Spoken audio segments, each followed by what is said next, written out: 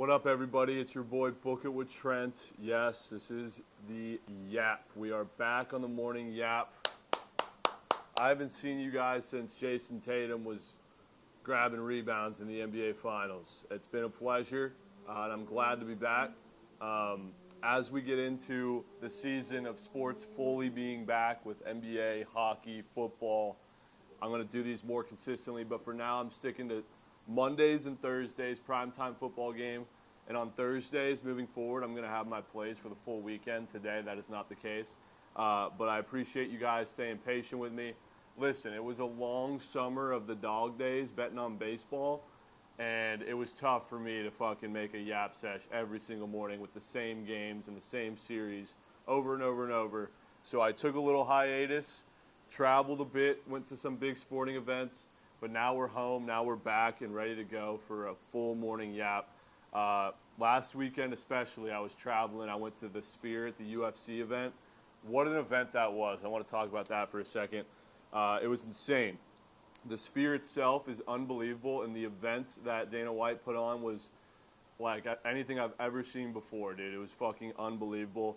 I was drowning in rat piss, though, because I had Sugar Sean O'Malley for a Mega Max, and the entire fight, I swear, half the country of Georgia was at the fucking Sphere, dude, cheering for Merab.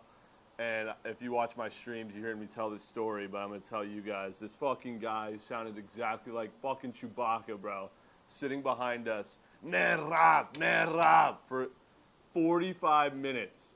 He was chanting that shit. Merab wasn't even fighting, bro. That shit was driving me crazy. Honestly, I kind of knew right then and there that we were losing, especially with how much support he was getting in the crowd from people that I feel like were probably from Georgia. But that was just a horrific wager. Sugar Sean O'Malley. I saw he went live on Twitch yesterday, and every time he goes live on Twitch, his title on his notification is like, the UFC champ is live. But yesterday when he went live, the notification was, oh no. So he's probably in rat piss himself. But hey, Sugar Sean's still goated. We made that Prize Picks commercial together. And you know I had to fucking nuke him, dude. Fuck Merab. But Merab kicked his ass, so GG's. But Vegas was a hell of a time. Taking pen rips with Sketch in the bathroom in between fights. That was a fucking movie. Playing blackjack with Sketch, Steiny, Steve Will Do It. I felt poor sitting at this fucking table, boys. I'm putting down $500, $1,000 hands, and I looked poor. Steve Will Do It was throwing $50,000 hands. Sketch is throwing 5K hands. Steiny up there with Steve Will Do It throwing 20K hands. I'm over here drowning, losing $500 hands, bro. It's unbelievable. But Steve Will Do It's a fucking goat. I know he got his coin back. He had $500,000 on Sugar Sean O'Malley. And honestly, we were watching him watch the fight, and he couldn't even fucking watch. He was literally sick to his stomach. But he said he got it back at the Red Rocks, so WC will do it. And quick reminder, I want you guys to know that we are having an event in Dallas this weekend for the SMU-TCU game at Hero Sports Bar in Dallas. We've already had one of those events in Dallas at the same bar, and it was a fucking time. So if you are in Dallas and you're not doing shit this weekend, come watch some football with the boys at Hero in Dallas, and let's hang out and sweat some wagers together, maybe nuke a Prize Picks or two. All right, let's talk about the NFL real quick. Last week was a complete shit show, dude. Everybody who thought they were going to win lost outright. So many heavy favorites. I was blacked out in Vegas, and I completely forced the surgical six. That shit almost full faded, dude. I had all heavy favorites in there like I normally fucking do, and I think one of them won. My dog of the weekend was the Rams, and I think they lost by 45. Kyler Murray looked like him. Marvin Harrison Jr. was going bonkers in that game. But we need a redemption shot at week 3, dude, because last week was fucking terrible. And I want to ask you guys, where do you think the best place is to watch NFL football? Because I'll be completely honest with you, man. I've watched it basically everywhere you can watch it. A sports bar, at the stadium, at the sports book. And to be honest, there's nowhere else I'd rather watch football than the comfort of my own couch, dude. There's literally nowhere else that's better to watch football. College football is different. The environment at the game is absolutely electric. You got the tailgates before and shit. But NFL football, give me my couch, give me 3 TVs, give me 1 with Red Zone and 2 with with my Mega Maxes on the TV, and that's it. You can cover your fantasy football all day on the couch. You can fucking sweat out Nukenheimers. When you're at the game or at a sports book, it's just not the same, especially in Vegas, dude. You settle for a shitty situation watching games. You're not comfortable. You have no service. It's just a shit show. So I'm going to try and spend more time on my couch on Sundays instead of traveling to all these fucking places, because there's nowhere better to actually sit, consume, and watch football than on your couch. But let me know what you guys think in the comments. Best place to watch football. I need to know. Last week's Surge 6 was absolute dog shit. We got to dial in and be better this week, boys. And I've already got some plays in my mind that I'm going to be nuking. But let's get to the NFL Thursday Night Football game. We got Jets and Patriots. I don't have a prize picks entry for you yet, but I was willing to nuke the Jets against the fucking 49ers last week. You're telling me I'm not going to be willing to nuke them against the rat meat Patriots? I have to get my coin back. Give me the Jets -6 on primetime at home against the Patriots. The Patriots are fake good, dude. The last 2 weeks, they almost went 2-0. The Seahawks stole their coin in overtime last week. But tell me the Jets ain't winning this game by double digits, dude. Can we just get one easy win on primetime? I feel like every game on primetime, there's always some cheese at the end, and it comes down to the spread, and especially with the Eagles last week, dude. That was absolute horseshit. That team fucking sucks. But give me the Jets, dude. They need to establish an identity and make a big splash, and this is the perfect time to do it on primetime. I expect the Jets defense to show up, and I expect Rodgers to prove to the world that this is a team we got to look out for in the playoffs, especially in this division, because right now the Bills and Josh Allen look fucking goated. So I know Rodgers wants and needs to cook tonight. But I need to get in the lab further for some prize picks entries, but I will be nuking the Jets -6. And we got a little surprise guest appearance today. I'm going to do this on the Yap. We have the Magic Conch here. Magic Conch, you've let me down quite a bit this season, but everybody needs to know and wants to know the POD. So, Conchy, we got Jets, Patriots, over, under. Do not tell me to bet a different game, bro. We need to know what the whales are. Let's get a good spin here. Come on. W spin. You can't teach that, Schnoz. Can't teach it. Magic Conch, what are we saying? Please say the favorite. Please say the favorite. Please say the favorite. It always goes with the fucking under. Always. Like, come on, dude. Just give me a fucking side. But Magic Conch says under in the Thursday Night Football game tonight. Do with that what you will. The Magic Conch is pretty sharp when it comes to totals. Wish it would have just told me the fucking favorite, but we'll take it. We'll take it. Thank you for doing your job, Magic Conch. Quick goat whale update in the NFL. Honestly, it's not looking bad at all. Jared Goff passing yards. He's 4th in the league in passing yards. The week 1 was not great. He only had like 215 yards, but week 2 he had 300 plus. So we're right back on pace. He's projected, like 400 yards over his line of 4,000.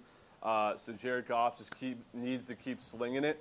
And as long as the Lions are playing in close games or trailing in games, he's going to be throwing that shit.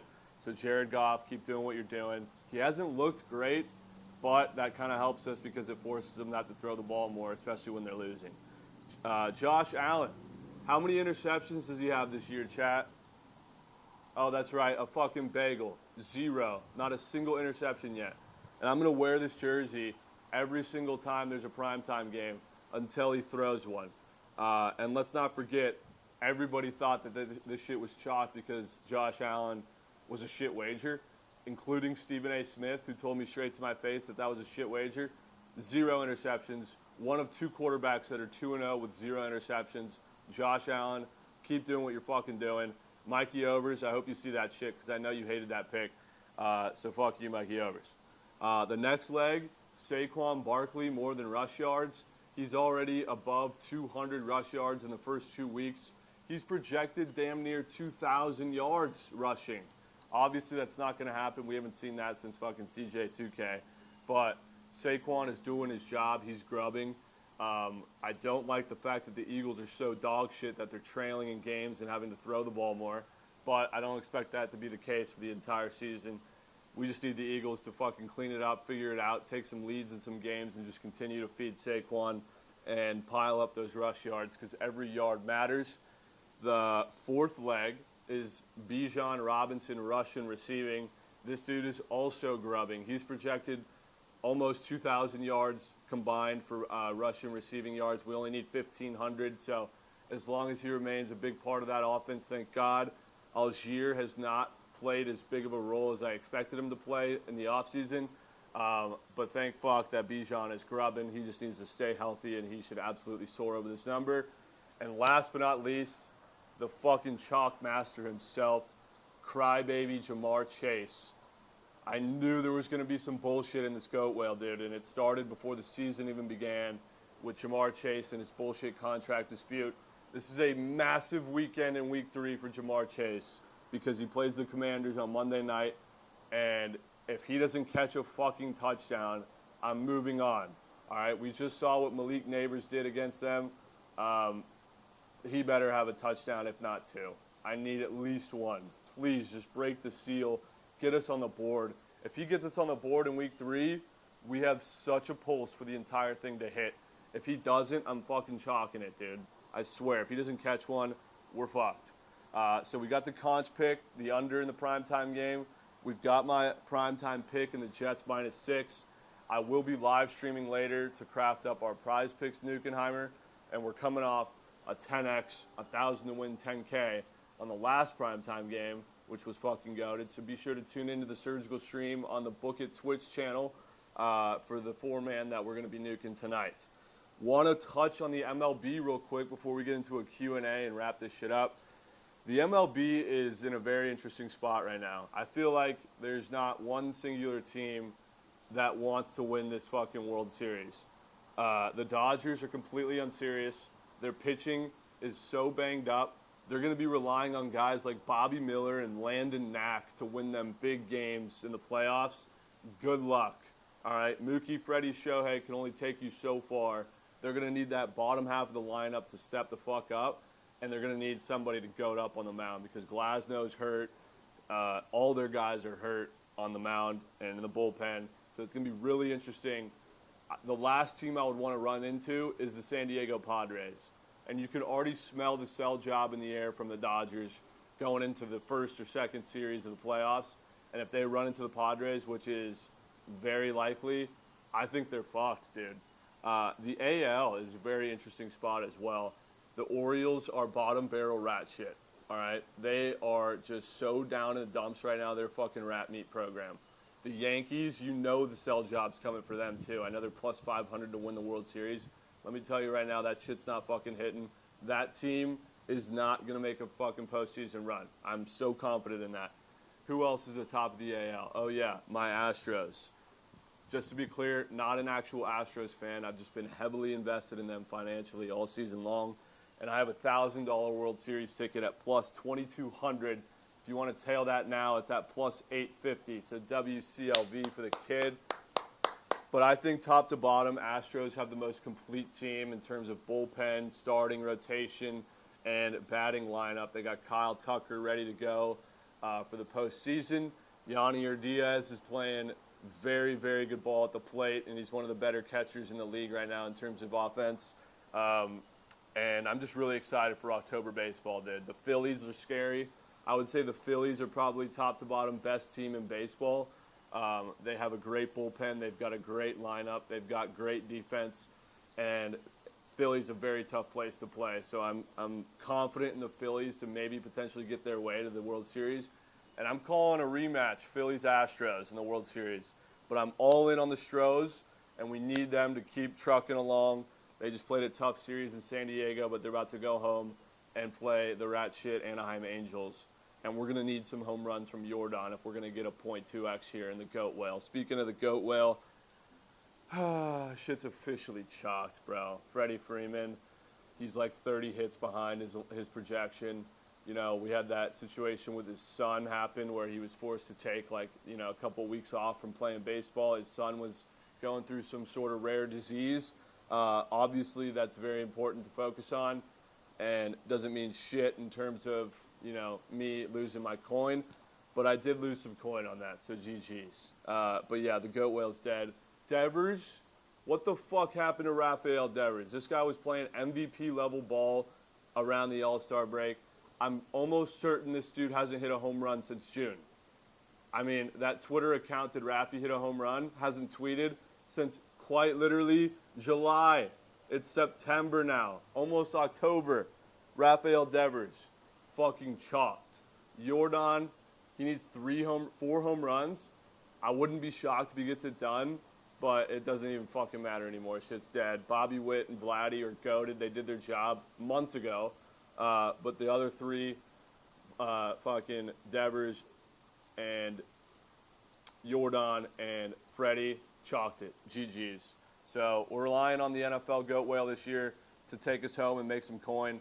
I did want to appreciate the fact that I had a Megamax sneak nuke last night. 5K to win 15 on 4 legs. Hit parlay on Prize Picks. It was Bobby, it was Jose, it was Shohei, and Ozuna. And I did this last night, and I needed a base hit from Bobby Witt for 15 racks in the 9th inning, and thank fuck he got it for us.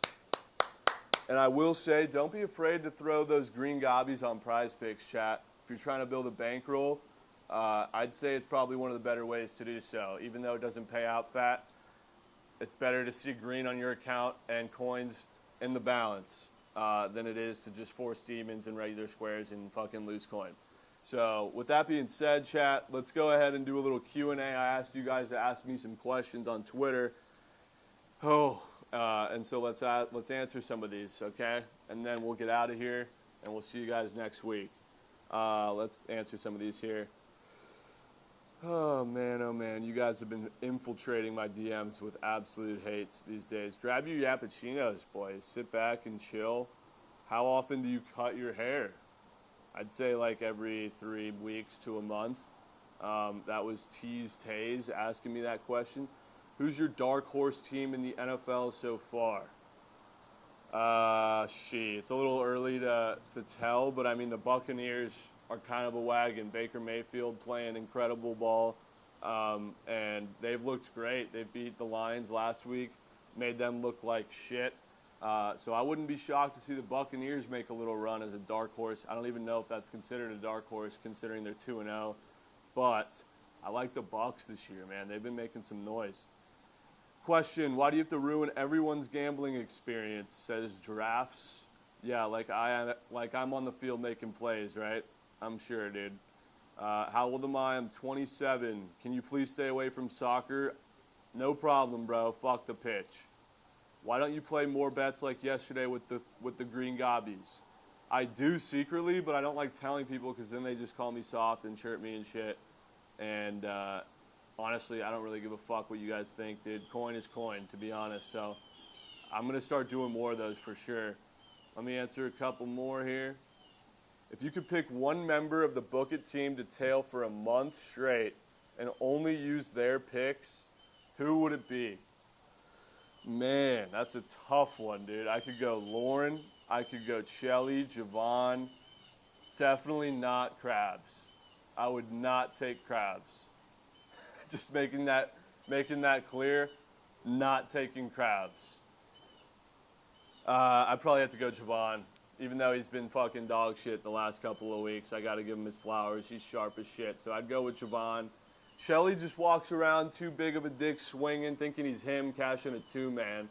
And then he tries to get too cute with it and then donates all his fucking coin. So give me Jovan, but he needs to dial the fuck in more because lately it has not been cutting it. Most money lost in 1 week, probably like 20 racks. And it's probably every time I go to Las Vegas. So fuck Vegas, bro. I swear I've never left Vegas up coin. What else? I want to know the specific game that forced the auto fade from the masses. The specific game, Braves-Astros World Series. Game 1, I would say, is probably the specific game. I lost the Nerfy on the first pitch of the game, and I picked every single World Series game incorrectly. And that was really the start of the fade god. So that answers that. Favorite goldfish flavor? I didn't know there were other flavors of goldfish. Oh, yeah, there are. Just give me the OGs, dude. Fuck all that sharp cheddar and all that shit. Back in the day, they did have barbecue goldfish. Those shits were so gas. What else? Does anyone still recognize you in Texas as the nervous Westbrook guy? Or do they just call you by your name? Also, how does it feel knowing LeBron tweeted that clip of you? What do you mean LeBron tweeted that clip of me? Did he actually? Where did you see that? Denver for 2? But yeah, I get some people that still bring that shit up. That was honestly a hilarious thing that happened. People forget. That anniversary's coming up. Actually, now that I think about it, we're close to the anniversary of that. It was like September 27th. That shit started right before the NBA season. All right, couple more questions. This dude just said, meh Rob, fuck you, dude. Who said that? Jay Thorpe? Fuck you, Jay Thorpe. How does one acquire your physique? A lot of Uber Eats, a lot of gambling. Why in God's name are you in the commercial? LC should be the headliner. Fuck you, JRL. How do you have such nice tits? Okay. Okay. Hold on, there was one I wanted to answer, dude. Someone said, thought daughter or Shelly? That's a tough one. I'd probably go with thought daughter, just because I know I lived with Shelly for like 2 years, dude. I know what that kid's like. Give me a thought daughter. If you were 2 inches in your mom and your dad was 2 inches inside you, would you move forward or backwards? Okay, we're done. We're fucking done here, all right? I'd probably move backwards. No, I'm kidding. We're done. That's how we're wrapping this shit up. It's been an absolute pleasure. You guys can expect morning yaps back twice a week. And then once the NBA and NHL come back, I will look to be doing these more consistently as well. But let's go Jets -6 for a Mega Max. And stay tuned for the Prize Picks entry on the Twitter. And make sure you're tuning into the Twitch streams on the Bookit Sports channel all day long. It's been an absolute pleasure. Good luck on all your wagers. GG's. And we'll be fucking seeing. Peace.